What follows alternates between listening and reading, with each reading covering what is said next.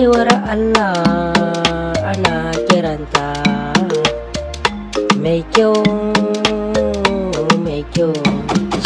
Ni ina santa wannan baiwar Allah, ina santa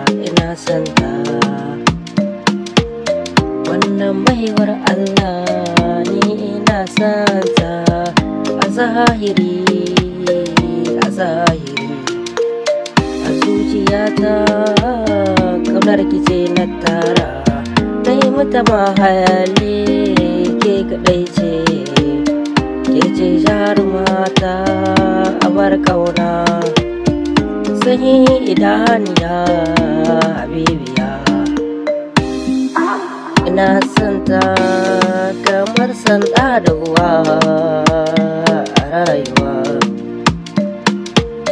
Wata baiwar Allah ana kiranta mai kyau kuma haka ne, tana da kyau tana da sura kuma gata da addinin musulunci, ga ladabi da biyayya ga tarbiyya. Gidan su ba shakka babban gida ne, Allah ya jarabe ni da soyayyarta.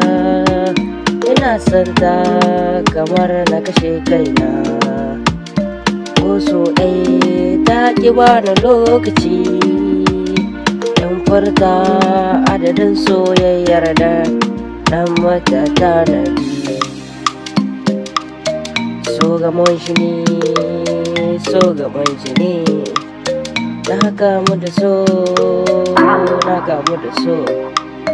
Kece tunanina kuma kece mafarkina.